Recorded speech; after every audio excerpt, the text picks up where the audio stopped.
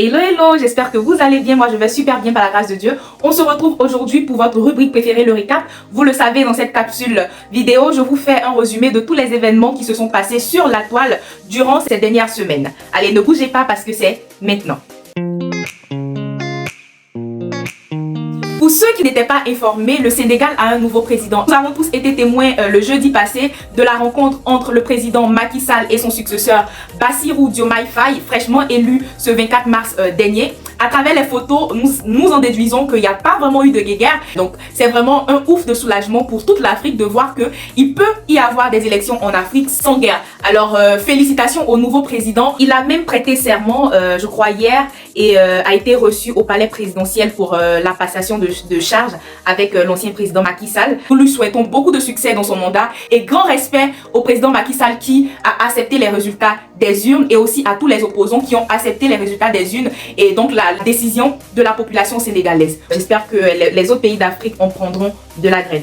L'un des événements qui a aussi réjoui le cœur de plusieurs Ivoiriens, c'est la victoire des éléphants, des champions d'Afrique contre l'Uruguay. Donc ce match s'est joué en France, ce qui a vu la victoire des éléphants avec un fabuleux but de la nouvelle recrue Guela Doué. C'était vraiment une grande joie. Donc à travers cette victoire, on retient que vraiment les éléphants gardent le cap après la Coupe d'Afrique des Nations. Et avec les nouvelles recrues, on voit vraiment qu'il y a beaucoup d'engouement des jeunes joueurs à vouloir jouer en équipe nationale. C'est vraiment une grande fierté et nous sommes fiers de vous les éléphants de Côte d'Ivoire. Nous sommes fiers de vous champions d'Afrique et nous espérons en fait que vous allez continuer à travers vos différents stages, notamment le prochain stage en juin. Vous allez nous faire plaisir avec des victoires.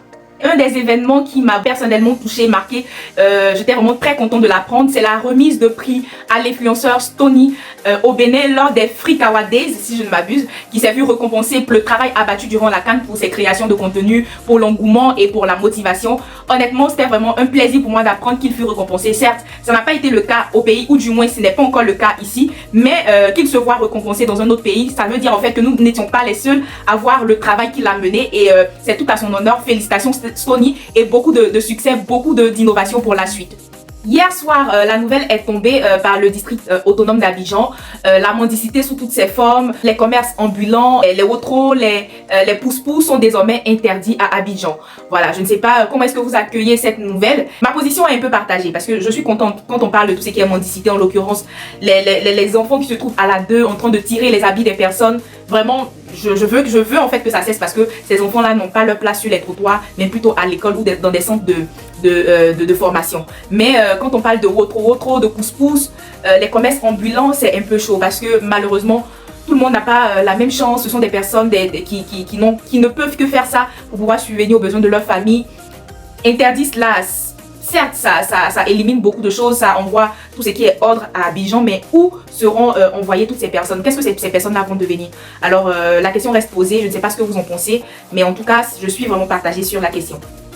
Et c'est terminé pour le récap du jour. J'espère que vous en avez appris ou du moins que vous avez apprécié. N'hésitez pas à laisser vos avis en commentaire. Qu'est-ce que vous avez pensé de tout ce qui s'est passé sur la toile la semaine passée? On n'oublie pas surtout de mettre un j'aime, de commenter bien évidemment et de partager la vidéo pour me donner du courage et du boost. Allez, on se retrouve très prochainement pour une autre vidéo et sur ce, portez-vous bien. Très bon mois d'avril à tous, beaucoup de réussite et surtout la santé.